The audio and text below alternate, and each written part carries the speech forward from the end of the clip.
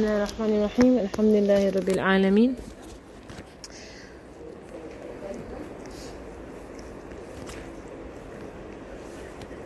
وبه نستعين على كل أمور الدنيا والدين والصلاة والسلام على أشرف الأنبياء والمرسلين سيدنا وحبيبنا وشفيعنا وقرة أعيننا محمد وعلى آله وصحبه أجمعين.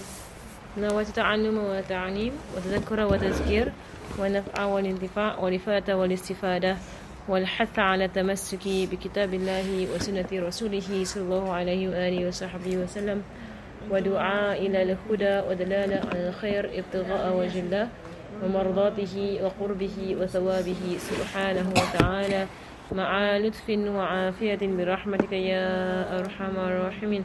اللهم إن نسألك العلم لدني والمشرب السوفي الهني وهب يا غني. اللهم إنا نسألك العلم لدني والمشرب السوفي الهني وهب يا غني. اللهم إنا نسألك العلم لدني والمشرب السوفي الهني وهب يا غني.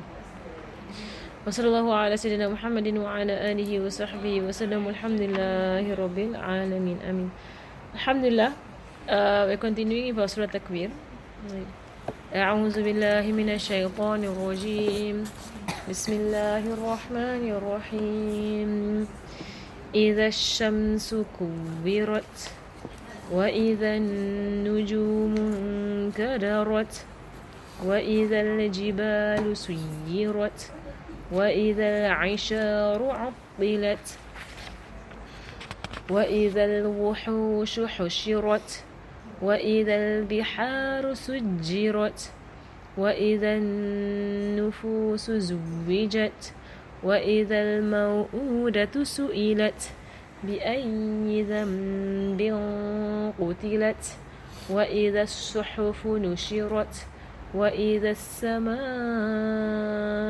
كشطت وإذا الجحيم سعرت وإذا الجنة أزلفت علمت نفس ما أحضرت فلا أقسم بالخنس الجوار الكنس والليل إذا عسعس والصبح إذا تنفس إنه لقول رسول كريم ذي قوة عند ذي العرش مكين مطاع ثم أمين وما صاحبكم بمجنون ولقد رآه بالأفق المبين وما هو على الغيب بضنين وما هو على الغيب بضنين وما هو بقول شيطان رجيم فأين تذهبون إن هو إلا ذكر للعالمين لمن شاء منكم أن يستقيم وما تشاءون إلا أن يشاء الله رب العالمين. صدق الله العظيم. الحمد لله الحمد لله الحمد لله الحمد لله. May Allah subhanahu wa ta'ala bless us with our striving in trying to understand the book of Allah subhanahu wa ta'ala, in internalizing the meanings in the book of Allah subhanahu wa ta'ala and acting on it, right, for the rest of our lives, inshallah. Right, so we're continuing with Surah Takweer, right, from last time round. We have class last week. Yes. We did. I don't remember it last week. I mean, a long time ago was our class. We had so many things going on in the week, which I'm like, last Sunday was so long ago. Like, Hamira, is there a earpiece over there? Yes, there is an earpiece over there. I actually have a earpiece there. I just don't want to get up. You can ask me. It's okay, they want to wait other people get up.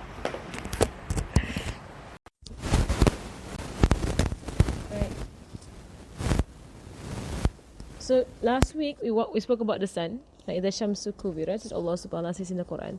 Like when the sun kuwira, kuwira, it means that it was tied up and the light of the sun has disappeared. And we mentioned also that while this kind of commentary, right, there's not much commentary on how this will actually happen. And because even in our own zaman, we don't actually know how this will happen. We can speculate as to how this will actually happen. But in fact, you know what? Even if you figure out how it will actually happen, you can't even stop it from happening. Nor can you even predict when it's going to happen. So even to just figure out when or how it will happen, there's no point because you can't figure it out anyway. So all we know is that Allah subhanahu wa ta'ala informs us of this, right, to inform the human being that the entire creation will begin to break apart. It will begin to collapse. That is basically the underlying message in these first few verses. The whole creation will start to break apart and collapse. We were speaking about we spoke about the sun, we spoke about the stars, we spoke about the mountains as they move around. Suyurat meaning they are being moved around. And one thing to mention about all of these verses is that for those of you who have learned some Arabic, you would know the form that is majhul, right? The passive form of an Arabic verb. So majhul is basically if I say, I wrote the book, right? That is a direct form, right? An indirect form will say the book was written, right? So and in the Quran, this form, if you're in my Arabic class, I will go into it soon because basically the tools that I will introduce, they are specific tools for Quran. Right? Specifically, the Quran will use these tools, right? And these tools are tools of tafsir also to show underlying meanings. So, like in English, if I say I wrote the book, and I say the book was written, right? There is a very clear difference in the two statements. Of course, the message that is relayed is that there's a book and it was written. Right, but the very big difference between the first statement and second statement is that the first statement informs you who is the doer of the action, right? Whereas the first statement, the focus is on me, and not so much on the book being written. Right? Whereas the second statement, there was a removal of me. I was not in the statement. So that means that when I said the book was written, right? So I have taken the book to be the subject of my sentence. And I'm telling you, it's not important who wrote the book. And we're not going to focus on who is writing the book. We're going to focus on the book being written. Right? This form is the entire time in Surah Takweer you find this form appearing. The second form. The one whereby it is called passive. It's a passive form. The doer is not mentioned. Right? So the first when the sun is wrapped up. So there is no measure of who wraps up the sun. Who's doing it. Right, when the oceans or when the stars fall down or they vanish, right? So it's still no mention of who is doing it. When the mountains begin to float around and move around, right? So again, there is no mention of who is doing it. Right, so you see all of these things. So in the Quran, when you go into tafsir and you find this form, the passive form, or it's called majhul form. When you find this form, one thing that comes to mind is first and foremost, Allah wants you to focus on the act itself and not the doer of the act. That is the focus. Focus on the act itself and not the doer of the act, meaning that whether or not you believe in the doer. Because the doer, all over here, the doer is one, and that's Allah subhanahu wa ta'ala. It's the doer of everything. Right? But Allah subhanahu wa ta'ala removes himself from the statement. He doesn't say that when Allah wraps the sun up. Right? Or even he could say when the angels wrap the sun up. And he doesn't have to say any of it, he just say when it is wrapped up. Right? So in removing the doer, it is, in one sense, focus on the action that will happen. And the actions are all horrific. All horrific actions that will happen. And for a human being to read this and to believe that there will come a day where this will happen, it should strike terror in your hearts. Like you should be afraid. If you're there and the sun, really, when it comes to eclipses, we get frightened. If you've ever been in a full eclipse, like Singapore, we tend not to experience full eclipses. We tend to experience partial eclipse. But if you're in a full eclipse, right, whereby you are in the I forgot what it's called. The full solar eclipse, whereby you have the like shadows. You have like the see, I forgot what it's called. The name in secondary school. Like you have like the see lah, the shadow that is darker and the shadow that is lighter. There's two parts. When you draw light diagrams, right? There's always the center part that is darker, and then the side parts are lighter because of how light shines. You know what is it? What is it? There's a name for it. We learned it in secondary school, but I forgot the name. Right, but anyway, there is the no. It's ask my mother. Where's my sister? I don't know if she knows or not. But anyway, when the moon covers over the sun, the solar eclipse, right? The shadow of the moon falls on the earth on a point, right? And that is the center part. And then the shadow of the moon falls here and here, where it's lighter. Do you know that that's how shadow happens? Give me a whiteboard I draw for you. I draw for you the whiteboard. And give marker. There's a marker in there. Right, besar-besar whiteboard je. The penumbra or something. No, not the penumbra. The I forgot what it's called. Okay, then I give you a diagram. If you keep learning physics, but I forgot what it's called. So this is called not teaching for so long. Basically, if you have a light source, right, and you have an obstruction, the shadow that appears is not going to be exactly the obstruction. I hope you all know that. And you look at your shadow on the ground, you see parts whereby there is darker parts and there are lighter parts, right? And then sometimes you have several shadows. So what happens is that this is the moon, right? This is the earth. Okay? So when the light shines, and it shines in all directions, right? So when the light hits the moon, it does this. Okay? Let me just draw a better diagram. When the light hits the moon, it does this. Like a straight line. And then it shines. Here the moon all blocked. Then light hits the moon. Right? It does this. Okay? That's the first thing. There's light from here that might come and let me see. Right? That might come and hit the moon. Let me see. I think this is the diagram. So here is dark shadow. We'll see the full solar eclipse.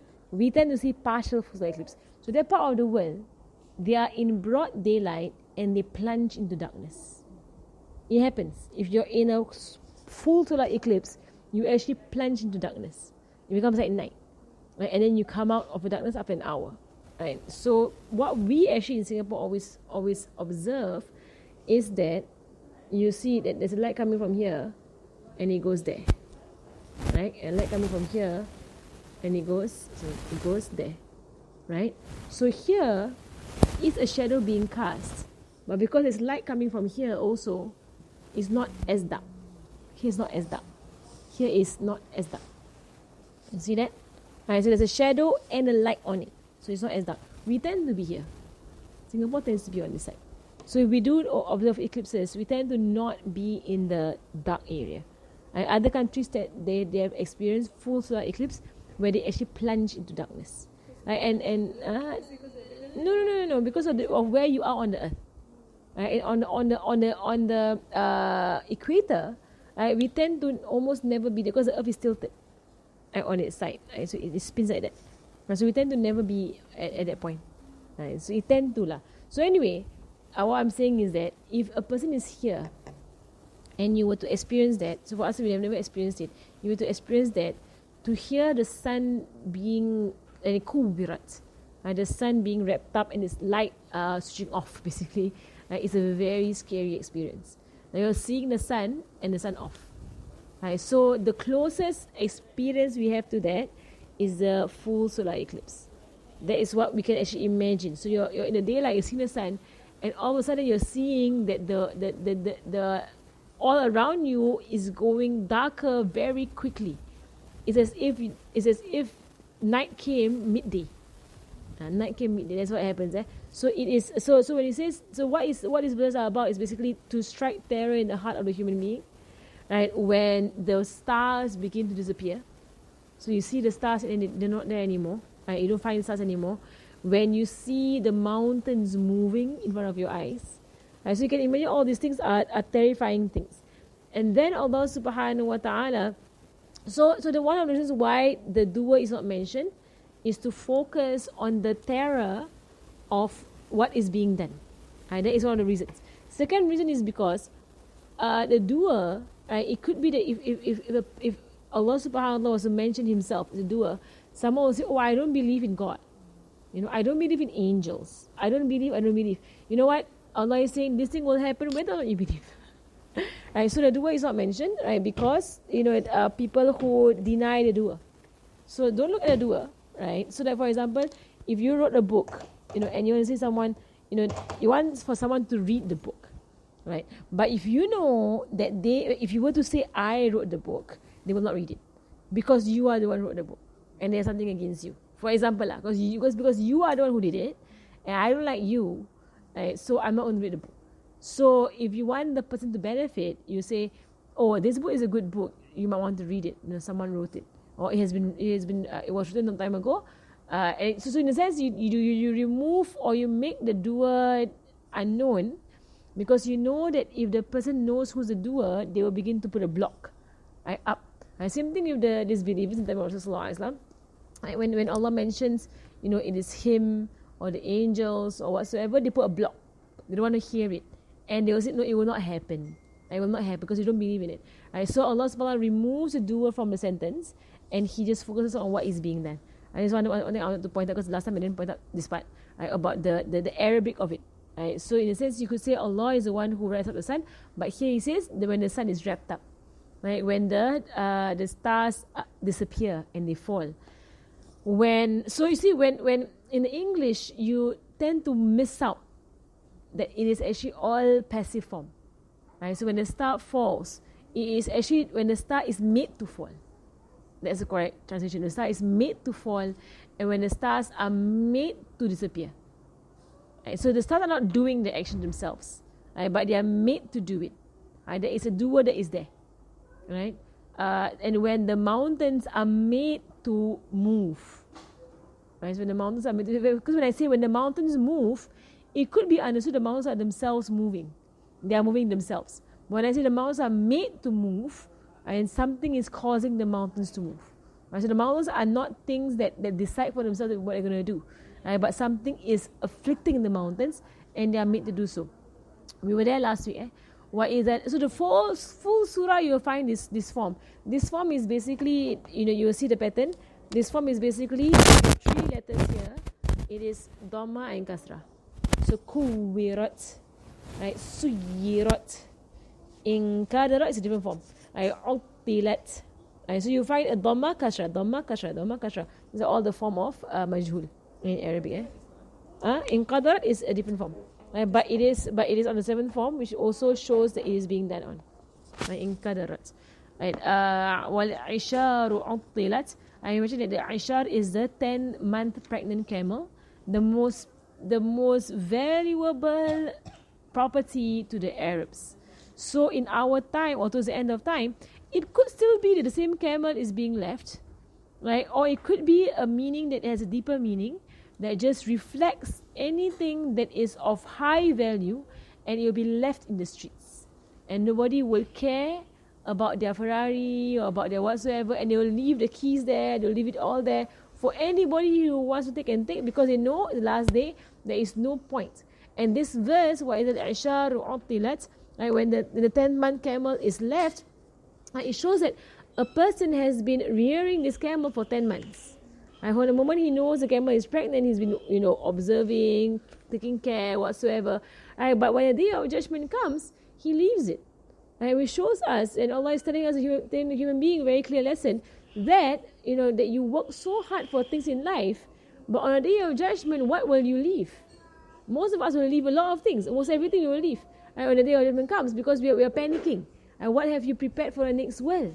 That's why in the Quran Allah says that they will go to the next world and they will say, Ya Allah, send us back. And we will do better deeds. And we will do righteous deeds, send us back. And Allah will say in the Quran, and there are a few of the answers, some of the answers Allah subhanahu wa ta'ala will say that, these people, if they are sent back, they will do the same thing they used to do.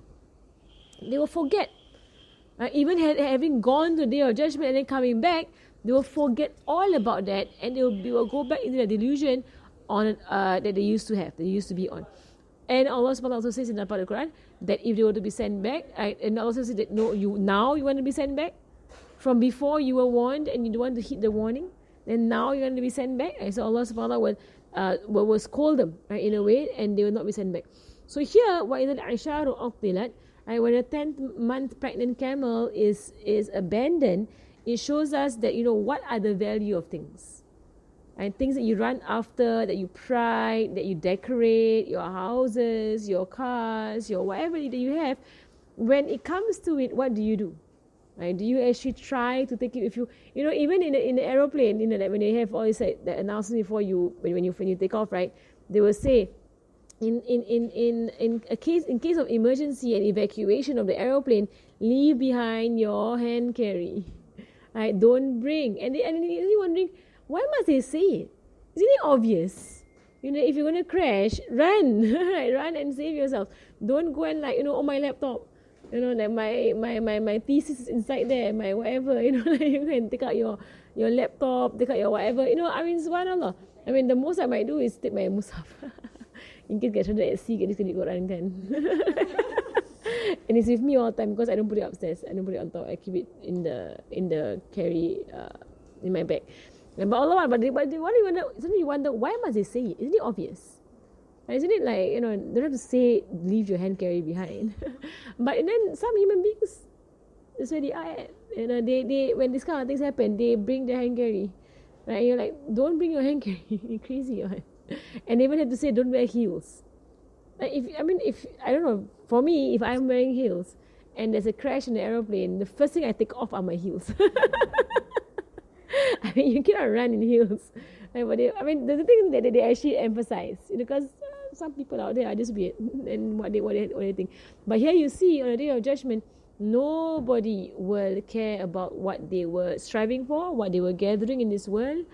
All of their most valuable items are discarded, right, when it comes to it. And that's why there's a saying that there is no atheist in a crashing plane.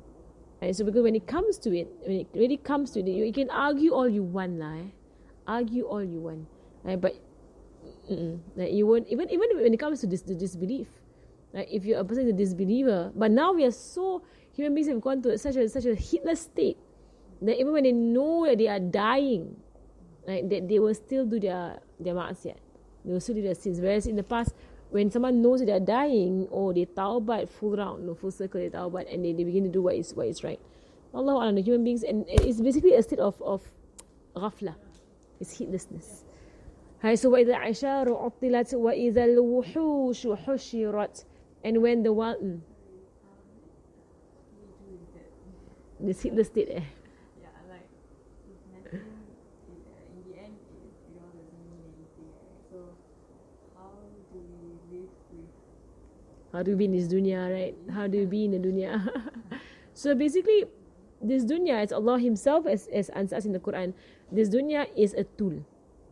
It is a tool, and see it as a tool. Right? So whatever tools you have, see them as tools. Right? But the thing is that we begin to love our tools. So like for example, our phone is a tool. Our phone is a tool. That's all it is. It's a tool for communication. Right? But we tend to love our phone. Then we tend to do crazy things. Human beings are crazy things just for the phone. Right? Because they love the phone. The house is a tool. It's a tool for you to just be protected from the elements that are around you, right? In the environment. Food is a tool. And that's why some says that, to eat enough to keep your back straight. It's a tool.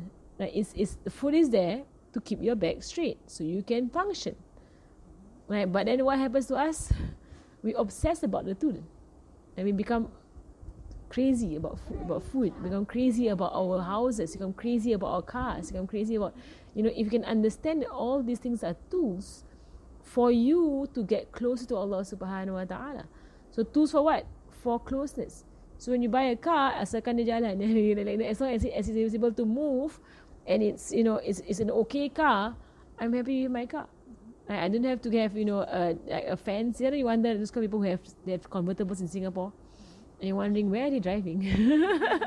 I mean, you have a convertible in Singapore, from what? We have a hot sun above us. You don't want to actually expose yourself to that sun. You want to get in the aircon. Right? I mean, like convertibles tend to be like, you will say, maybe in a country whereby it's cooler or whatever lah. I don't know. Allahu alam. You wonder, you have like a Harley Davidson and you're in Singapore. How fast can you go really? You can't actually go, on the highway, from Changi to Clementi. And you're gonna go where? But basically, this thing, the obsession becomes, the tool becomes obsession. That's the problem. So living in this world, we do our job. We go for do our job. Of course, the niyat, intention whatsoever. You make your job count for the hereafter. Because at the end of the day, we are spiritual beings. We are not physical beings. We are, but our physicality is only temporary. Our mental capacity is also limited. Our emotional capacity also is limited. Right? What is eternal or what will last for a long time is our spiritual self that lasted before this world also. So at the end of the day, all these tools need to serve your spiritual self. Right? If you want to make it count, if you're going to make it count just to serve your physical self, then that's where it comes, that's where it goes. Right? That's why it's on the day of judgment, there's a hadith of the meaning, right, that the son of Adam will not take a step further until he's asked 4 questions, right, about his life and how did he spend it, right? The entire years that Allah gave you, how do you spend it? About his wealth, right? Where did he earn it? From where did he earn it? And to where did he spend it? Right? And about the last one is about his health and how his body, his physical body, and how he made use of his physical body. At the end of the day, it has to be directed, right, towards a spiritual benefit. So in this world, and that's why zuhud comes about in Islam. Right? The entire concept of zuhud is for you not to obsess about the tool. Right? So if, for example, someone wants a car, right, write down your intentions. Why do you want a car? So it assists me in my work. It assists me in going for classes. It assists me in shuffling people around. It assists me in helping out my old parents. Right? It assists me. So you have your intentions of why you want a car. Then by all means, right? Then you are focused what kind of car you want. Right? So I want a car that has that is basically on a cheaper end, right? Less fuel consumption, for example, so that I don't have to spend so much money on fuel, right? And then maybe have more spaces for me to bring more people. Allahu Alam, you put in your intentions. So when it comes to say phone, you ask yourself, what do you use your phone for? If your answer is WhatsApp and WhatsApp, right? And then calls. See, I need calls on my phone. Okay, for me, I need speaker, right? So for me, it matters to me the capacity in the phone. It matters, right? How much gig I have. Right, for me to store lessons in the phone, and I also video my classes, so it matters to me that. So for me, it matters that I can put an SD card. It matters. I check on that, and I also know that I travel a lot, so dual SIM card matters. Right? This kind of things I think about it first. Right? I don't care about camera. I don't care at all. Right? Cantik. I don't take selfies. I don't even take pictures. Right? So for me, it doesn't matter. Camera does not matter at all. Because I don't actually bother of how great. For me, a decent shot is good enough. I don't bother how great a picture is. And so that's for me. So when I buy a phone and the specs that I check what I actually need in a phone. And the cheapest one I buy. So whatever the cheapest, that's what I buy. Nah. Right, so you don't have to actually, so if you think of it that way, a lot of things in life, you will go down to what you actually need. Just what do you need from these things? What do you need? And then you choose lah. So house, for example, my husband wants to buy a bigger house. Why? Majlis. Hababa comes, Habib comes, Sada comes, I can host them. Like I can do up a full master bedroom that is self-contained. So if any guests come, they can live in the master bedroom. right? In a way. So in the sense that the niyat is, that's a niyat. You want this kind of thing, right? So then thereafter, when it comes to the doing up of the house, the renovation or whatsoever, then you think now, what exactly do you want? That will assist you in your spiritual development and your akhirah, right? Then a lot of things you throw out the window lah. In Indonesia. Don't have good reasons or intentions, then does it? Yeah, that is basically the Force-fit, yes. Not to say it's haram. I'm not saying it's haram, but it's just that you're wasting time and wasting money, and you will be questioned about your day of judgment. Right? So yeah lah. So if you're doing like random things that fool yourself that you're doing it for this thing, Fool but yourself. it's actually not. yeah lah, it could be lah.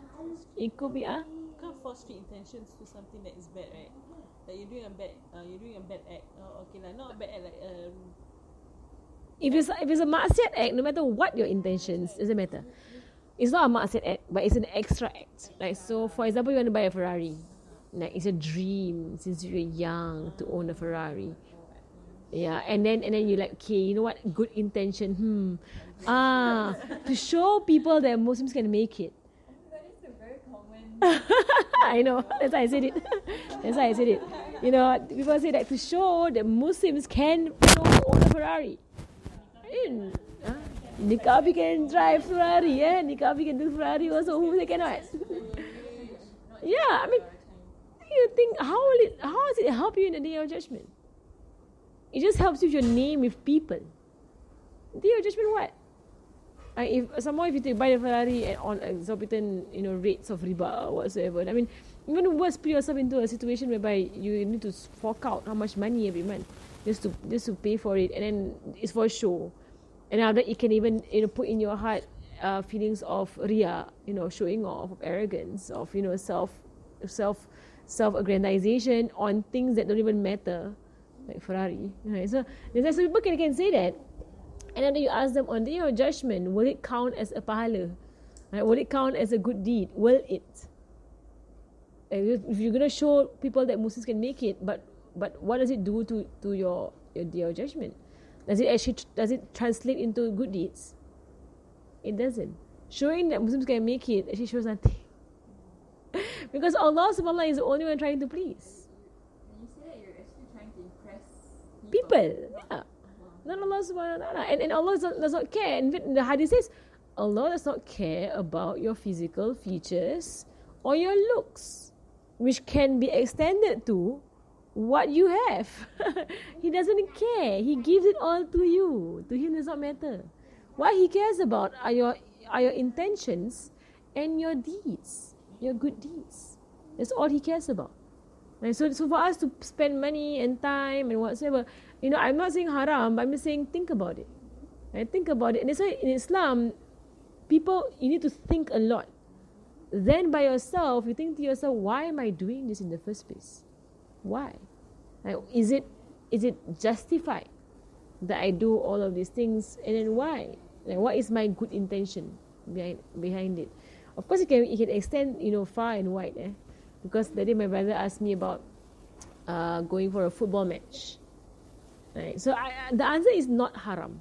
If you don't do haram things lah. If you go there and you look at everybody's aurat and you want to go with your girlfriend couple, then of course haram right? But if let's say he say I want to bring my sons there, maybe he's listening in also, I don't know, right? But he said I want to bring my son there, right? Halal entertainment, he said, to show them that Muslims can have entertainment and we can have halal entertainment, and that is going to the stadium and watch soccer, right? So of course, when it comes to Islam, you have the entire spectrum, right? I can't say haram. If he tells me that they're not doing anything that's haram, I can't say haram. All I can say is, what's your intention? I want to show my son that it's halal fun. Cycling is halal fun. Swimming is halal fun. Go for a picnic is halal fun. Right? And I say, but sitting there 90 minutes, watching every half, Allahu Alam, and then with the mixing and the whatsoever, I didn't give him an answer, but I said to him, think about it yourself. What are you teaching your child? You think for yourself, and then you decide for yourself what you're going to do, and then you do lah what you want to do lah. I will not comment.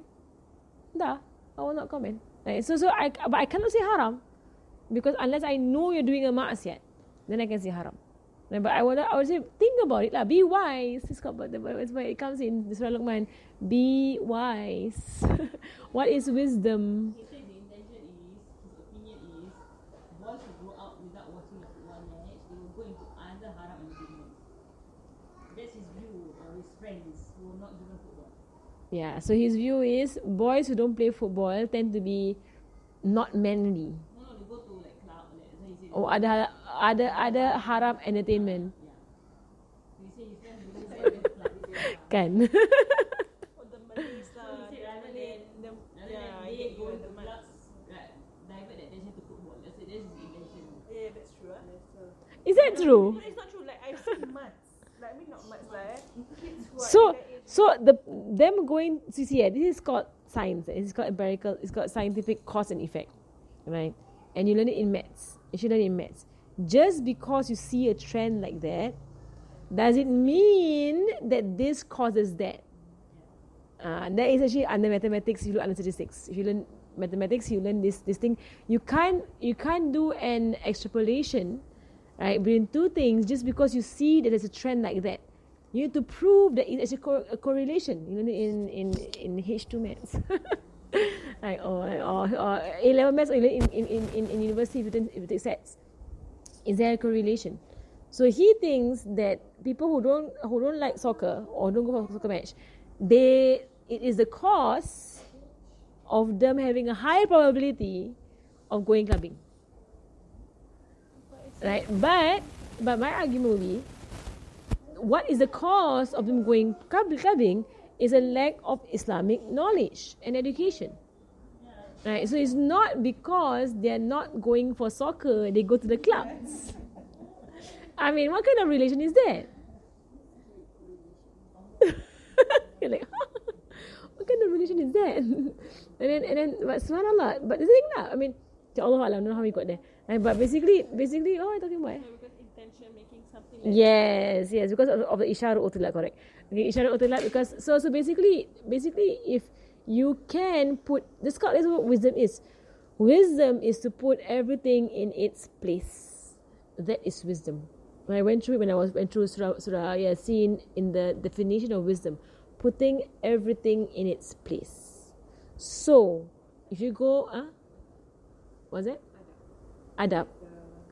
Adab, wisdom comes from adab and wisdom, they're hand in hand. But adab is, if I'm not wrong, it's not that. Adab, there's no definition for adab. But wisdom is basically the ability to put everything in its place. So what it means is that, for example, right, the Quran al-Hakim, Quran puts everything in its place. So the Quran speaks about this dunya. The Quran says tul, right, put it in its place. The Quran speaks about money, right, about wealth, right, danger, right, it can destroy you, and it can destroy you.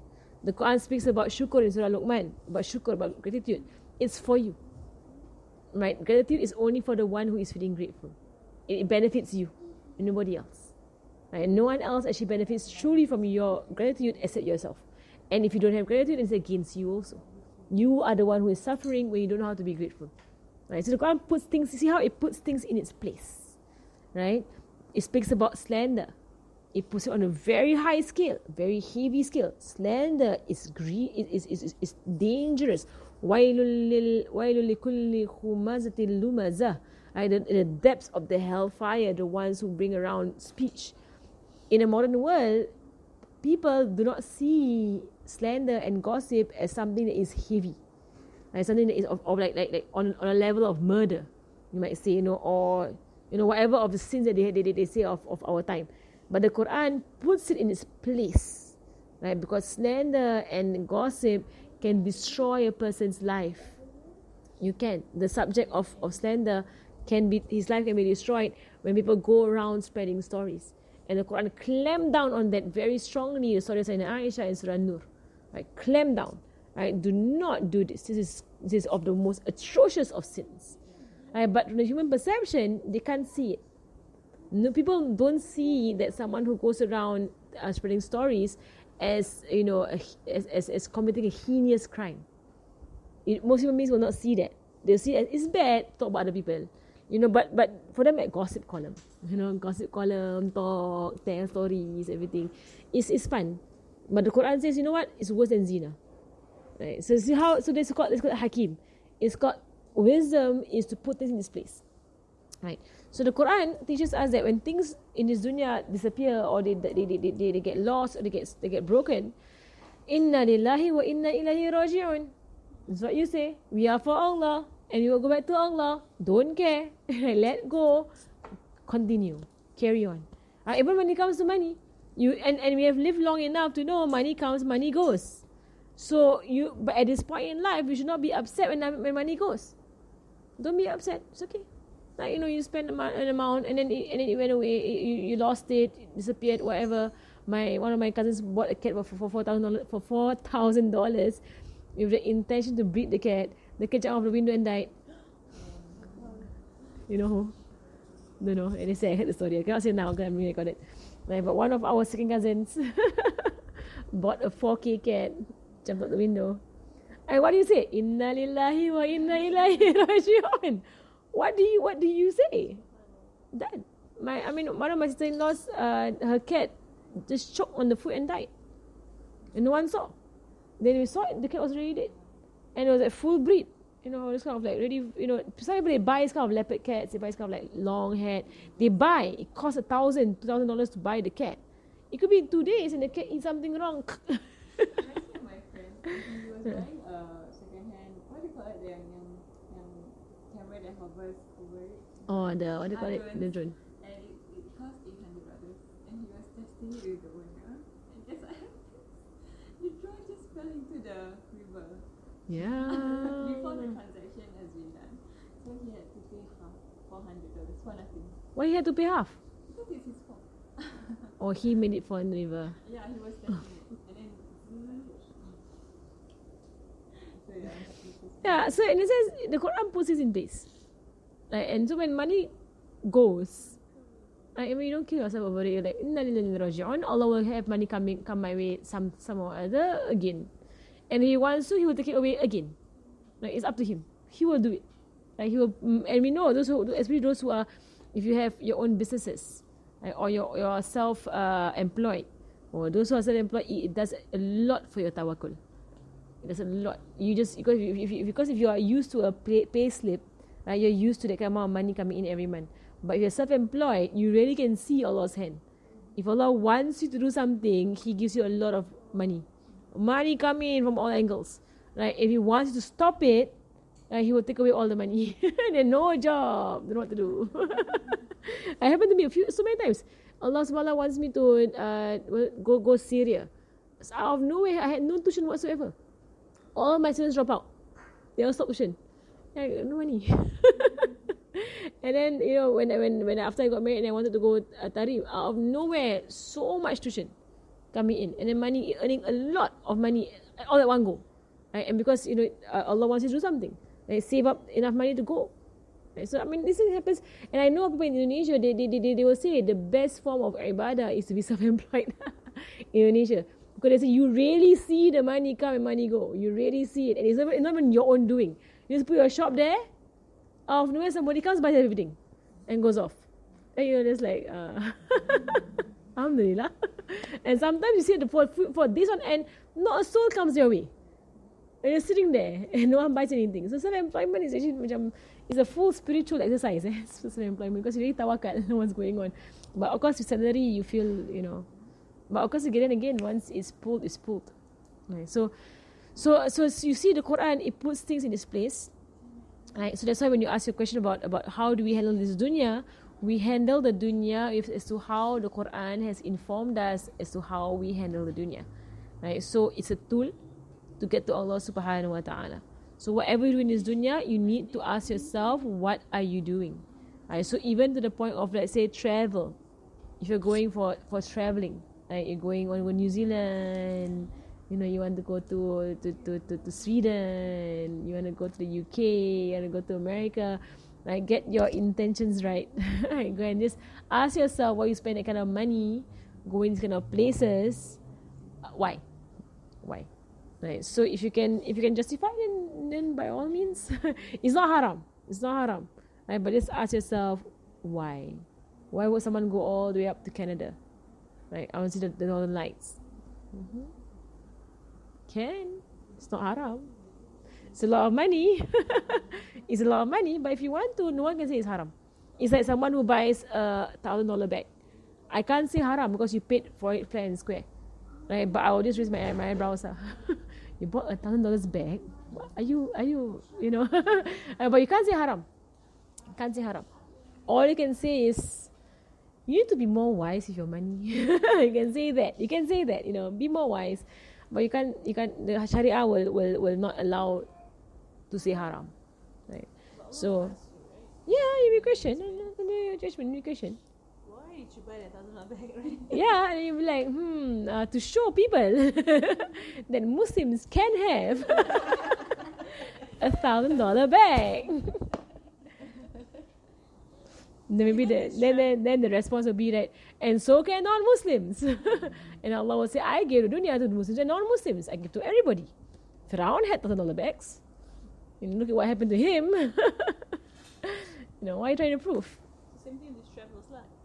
Basically, look at your intention. Yeah, I don't want to be strict on people, right? But look at your intention. Why are you going where you're going? Right? So if you can say, oh, I want to, enjoy the creation of Allah subhanahu wa ta'ala, that's a good intention. And I want to enjoy it. Right? But if you say you go somewhere because, I want to go shopping there, buy more stuff, you can say, because it's cheaper over there, and I calculated that buying the ticket plus, all the stuff I'm going to buy comes up to be cheaper than buying things here. If you can justify, I don't know. You say it's cheaper that I can have more money to give out in charity after that. Allah. I mean, if you can do that now. People, they travel just for to see places like Disney World. Like they actively, I know people who actively would just go to places of Disney World. Spend money just for Disney World. And adult. To see all the Disney Worlds in the world. Yeah. Okay, so yeah. That's not a good intention, right? They're going there for wasting time, Yeah. Right? Yeah. And they're adults, so they don't even. No, they want to bring their kids. They brought their kids, but the main intention is for the one. So they go to every Disney World in the world. A lot of it already. Yeah, haven't covered US and Paris, I think, or something. Yeah. So Allah. that's wasting of time, right? Wasting time, wasting money, Yeah. and all will be questioned. Yes, All will be questioned. all will be questioned. Right? It is all will be questioned. There is no doubt about it. So وَإِذَا الْوُحُوشُ حُشِرَتْ, and when the wild animals come together, this is to show that even the wild animals are in fear. Even the wild animals that never hang out together, because wild animals are usually solitary animals, right? Tigers, leopards, right? They are usually standalone animals. They don't actually go around in groups. The only time you will see these wild animals are in groups is when it's a mother and her cubs, right? But but by themselves, they don't actually hang out. Right, together. Of course, lions are in prides, right, but most of wild animals are standalone because of their nature. Right, they are naturally aggressive, right? But Allah says on this day that they are so frightened that they begin to run to each other and they begin to find solace with each other. But they're so frightened, the sun is off, someone off the sun, right? And someone off the stars also. Like when you end a class and you off everything. I think that's what Takweer is about lah. Everything gonna off. Right, all goes off. The mountains start to disappear. Right, things are abandoned. Right, that means ready. We are finished. The whole stage is coming to a close. Because this dunya is a stage. It's a stage. We're gonna off the stage, close the curtains. And then we're going to ask, how do you all fare? So the animals will come together and they will be terrified. So it shows where will the human beings be. So in Surah Qari'ah, we know Allah says the human beings will be like, they'll be like moths running around and panicking. Don't know what's happening in this time. وَإِذَا الْبِحَارُ سُجِّرَتْ. Sujjirat meaning it will come ablaze. Fire in the seas. So again, we don't know what this actually means, right? Whether it's volcanic eruptions in the seas, but we know the seas will be set ablaze. So basically, the whole of this earth will be destroyed, right? And that's our last statement of the destruction of the earth. Then now the next ayat, Allah brings us to the day of judgment. وَإِذَا النُّفُوسُ زُوِّجَتْ. When all these nufus zuwijat, that means the souls of people will go back to their bodies. So now is a time for resurrection. People will stand up from the graves to meet Allah subhanahu wa ta'ala. So the destruction of this earth ends with the ayat وَإِذَا الْبِحَارُ سُجِّرَتْ. That is at the end, the earth has been destroyed, right? The horn is blown, everybody falls dead. Everyone. Right? The sun rising in the west happens way before this. Right? That is before the sun is actually wrapped up. It will rise in the west first, then it gets wrapped up. Right? And then all of these things will happen. Right? People will panic, and it all will drop dead. Right? And it's at the blow of the horn. Then they'll be left dead for as long as Allah allows them to be left dead. Then Allah subhanahu wa ta'ala will raise back the angel of the horn, Israfil. So he also will fall dead. All creatures will fall dead, even the angels, even the devils. That's why the death of Iblis is one of the signs of the day of judgment, because Iblis asked Allah subhanahu wa ta'ala for life till the day of judgment. So he will also die. Iblis will also die himself. The jinn will all die. Everybody will die. Even the angels, even Jibreel, even everybody will die. And then Allah will be alone. It's only Allah subhanahu wa ta'ala. Right? And then Allah subhanahu wa ta'ala will, and the ahadith will say, where are the kings? Where are the transgressors? Where are the arrogant? Where are they? Where is their kingdom today? Where is their wealth today? Where is everything? Allah subhanahu wa ta'ala will say, He is the only king, the only magnificent, the only one in power. Then He will bring back to life Israfil. And Israfil will blow in the horn and everything comes back to life. And now we have a day of judgment being stood. So this is where وَإِذَا النُّفُوسُ زُوِّجَتْ. Right? The souls will go back to their bodies. That's the pair. There's the pair part, zawj. Right? Zuwijat means when the souls are paired up. Right? Paired with what? With their bodies. Not marriage, no. When the souls are...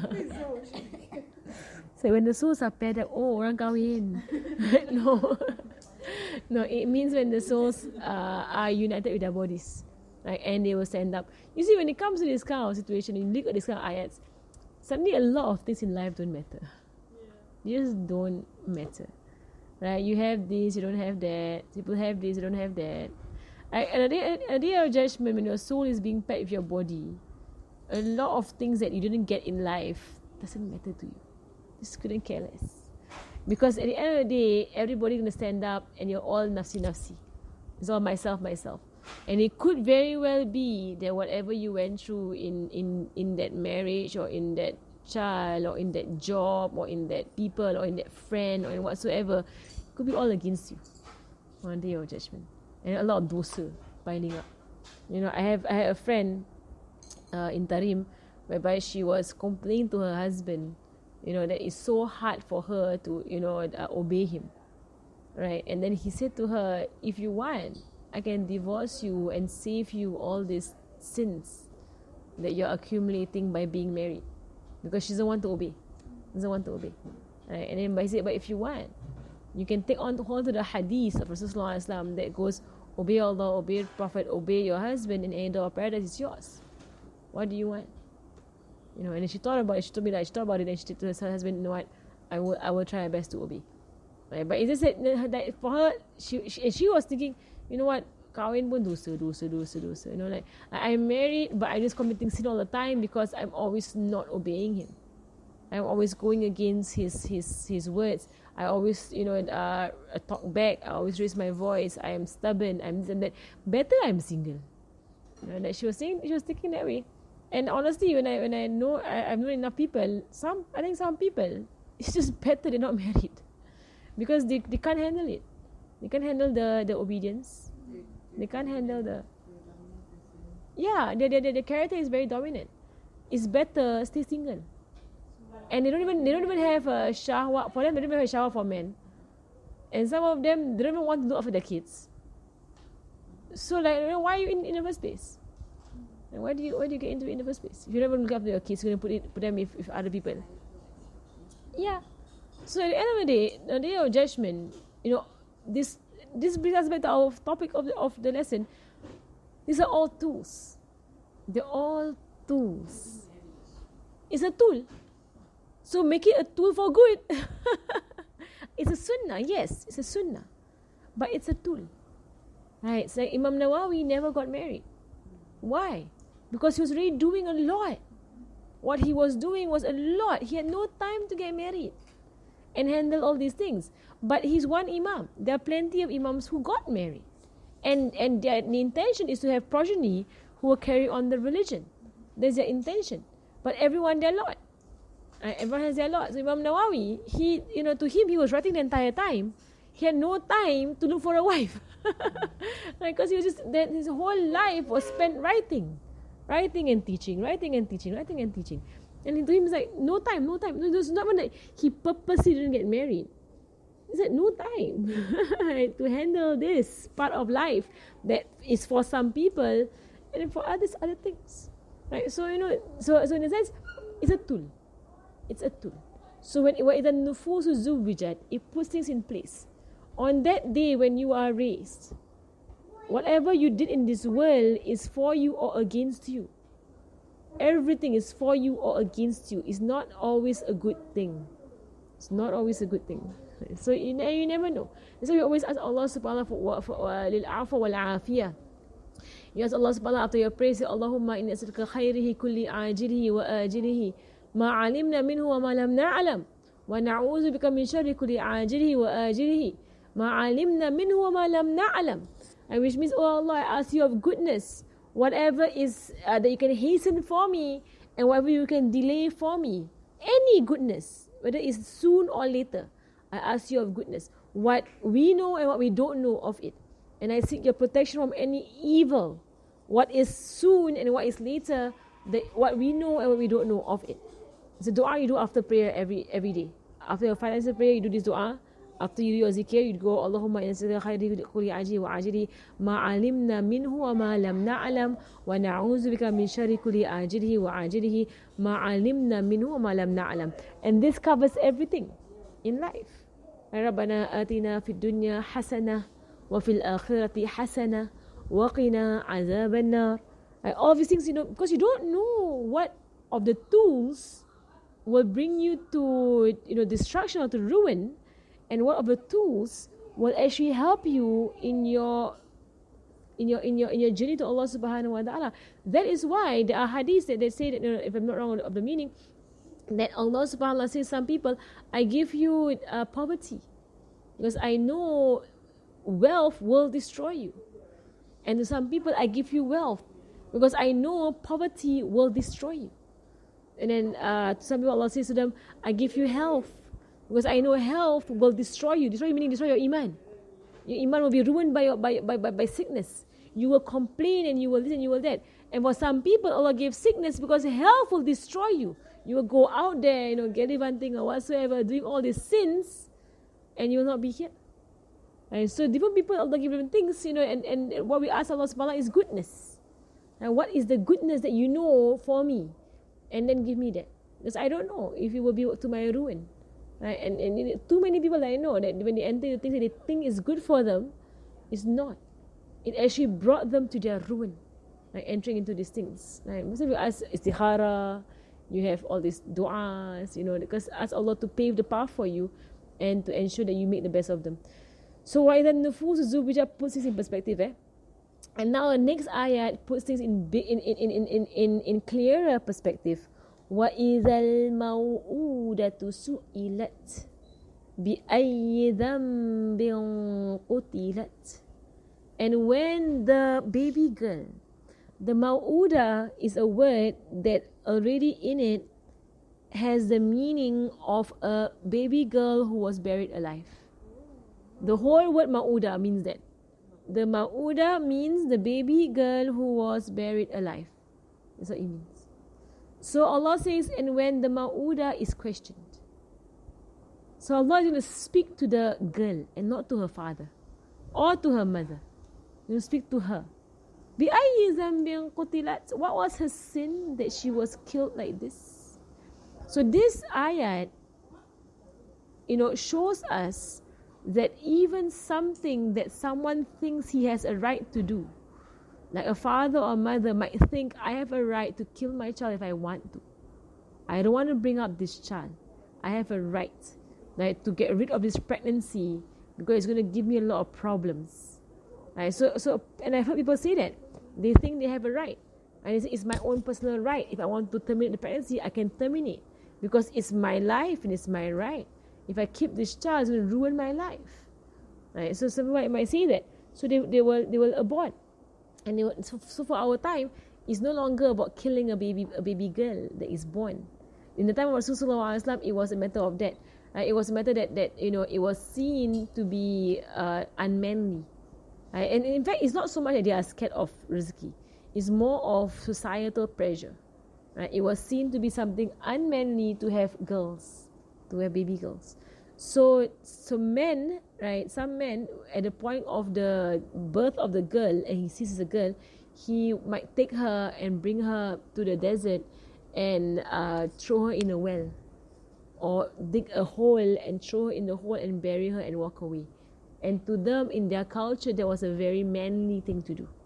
Right? You see how human beings, like, they can manipulate because of society, something that is so obviously wrong.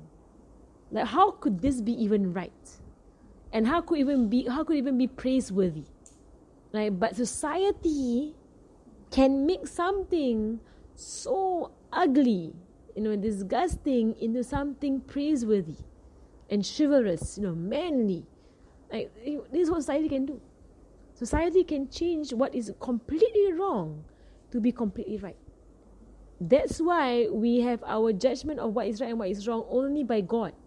Only Allah subhanahu wa ta'ala tells us what is right and what is wrong, because the human mind can manipulate based on their nafs. And they have done so, and they are doing so. Right now, they are doing so about gender choosing.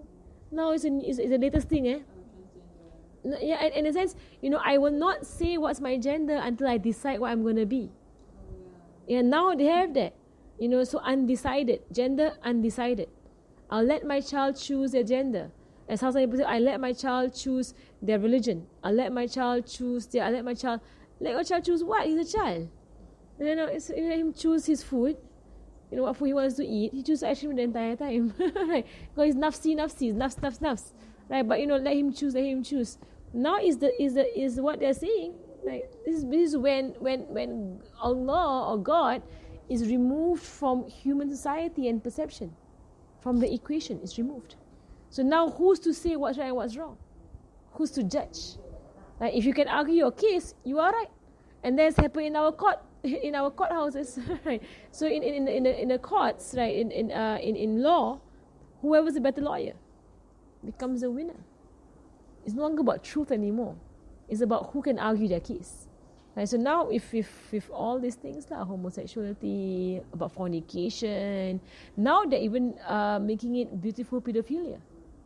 Even pedophilia is beautified now as a lifestyle choice. If you read it, it's consent. So now the pedophiles are. So the child say okay, what? Whereas in Islam, of course, you can't. A child cannot even buy and sell, because a child cannot give permission. A child doesn't understand. But the pedophiles are now jumping onto the LGBTQ bandwagon. Yeah, they're jumping onto the bandwagon, and they're saying that if you can argue that it's a choice, and we are both happy together, and we didn't wear that whatsoever, we are arguing that my child is happy with me, or this child is happy with me. I shower him with gifts, or I shower her with gifts. I treat her really well, right? Pedophilia, but it's pedophilia. So when God is removed, where's the limit? Where's your hair stand? Where do you draw this line? No. That's the thing. They're doing all these nonsense. So we see when it comes to aurat, for example, aurat, something as simple as aurat, Allah puts barriers. This part can show. No more than that. People say, no, why calf cannot? Why calf cannot? Calf is not sexy, what? And they say other things. Why not my forearm? Okay, what? Forearm. Right? Why not my neck? So where's the line? So they go up. And now they say, oh no, it's only the privates that must cover. Then after they say, why? Why must cover? Right? Since a human being will go that way. And the human being say like, but why can't a woman go around bare-bodied? Why not? Who say must cover? Who say? Like, why can't I just, be open about it? You have it, I have it, it's okay, what?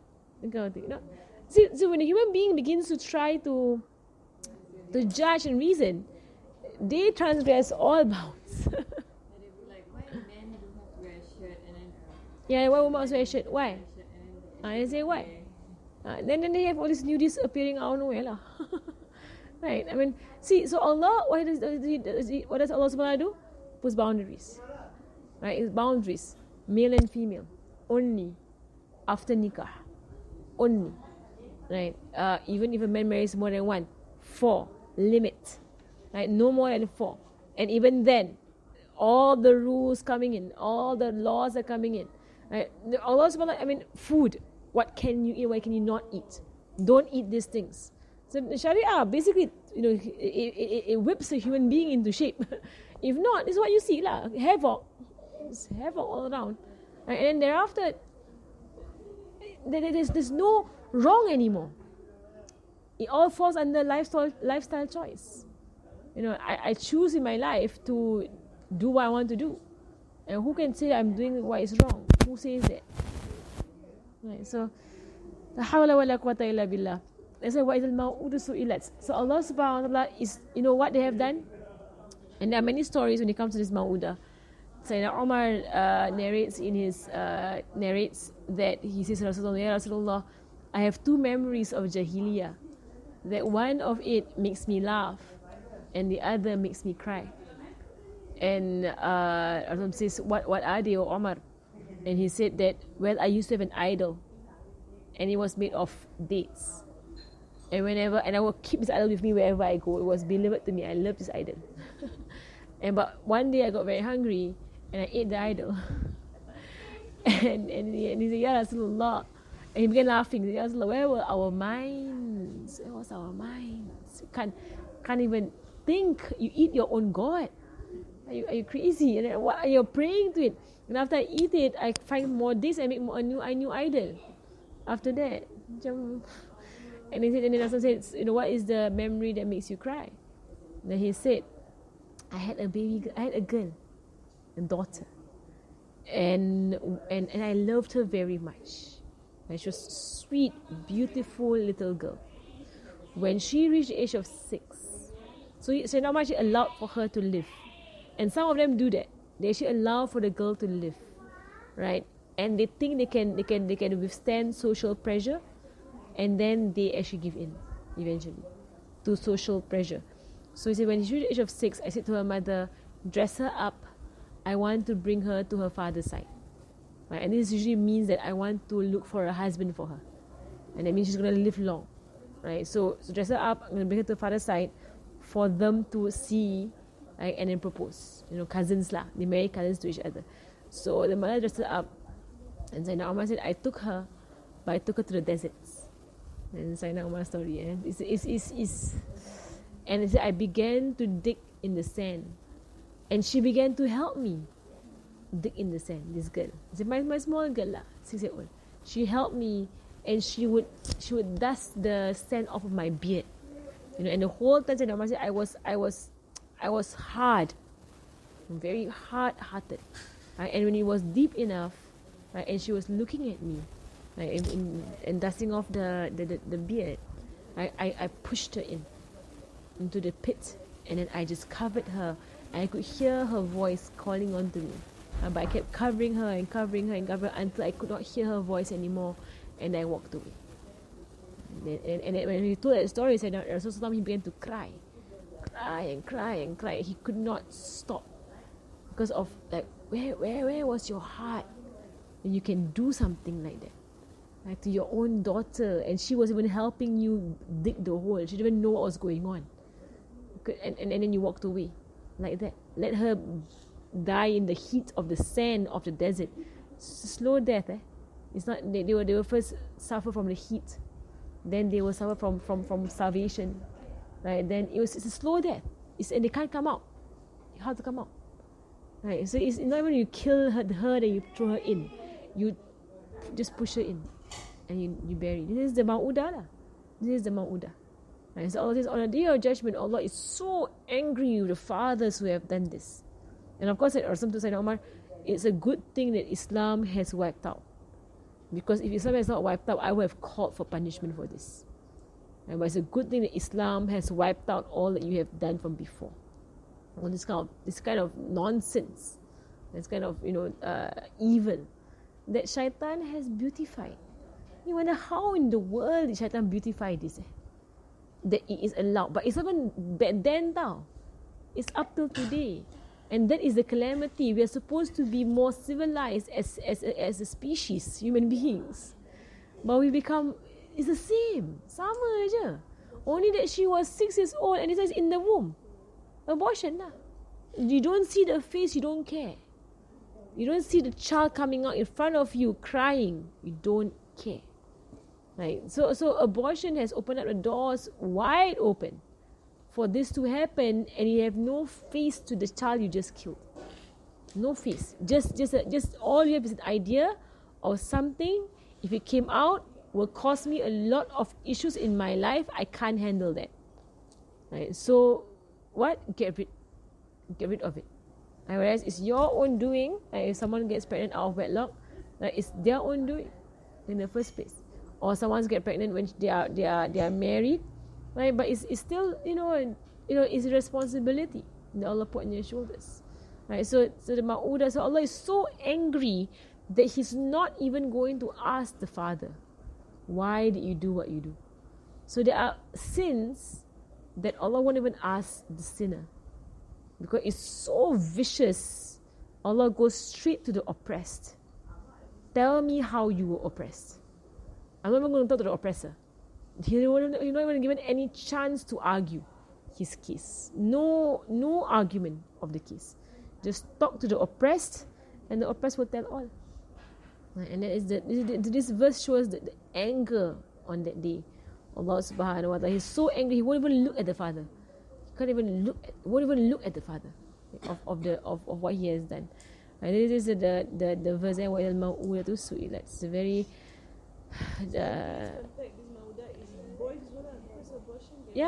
boys and girls, right? But in Japan, in China, the one child policy, they were doing it, but it was either abortion or they will kill the child.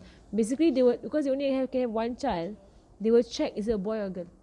So if it's going to be a girl, they will kill the girls, and they will prioritize the boys, right? And it was also some ancestor, I'm not wrong, Sayyidina Abdul Muttalib, his grandfather, he spoke up against this culture. So even though this culture was widespread in the society, in Mecca, the ancestors of Rasulullah never took part in this, and they will be loud and vocal in speaking against this. So Abdul Muttalib used to say that I don't know what is with you people and destroying your girls, and burying your girls. A man goes and buries his entire family. Some of them, because of their poverty, they will take their whole family, put them in a shed, lock them up and walk away, and let the family die of starvation in the shed, because they can't handle it. They can't handle it. And so they just kill their whole family in the shed. Some of them will put the shed on fire, kill the whole family. This is all zaman jahiliyah, this is a long time ago. But Abdul Muttalib will say that our daughters are the ones who look after us when we are in our old age. And they will be there at our service, and our care, for the fathers. And it's usually the case, that daughters tend to, even up to now, daughters tend to dote over the father, right? Especially, and the mother also. But sons tend to go towards the mother, right? And not the father, because there's always a clash of, the alpha male, basically. There's always a clash. So Abdul Muttalib said, that it is the daughters whom I depend on when I'm at my old age. My daughters are the ones who come up and they serve me, and they are there for me, and they help me in my old age. Not my sons.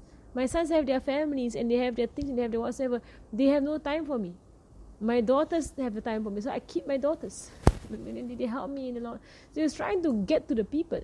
Right? But it's just a mentality that they had. Islam, of course, eradicated fully. It is a complete nonsense that you kill girls.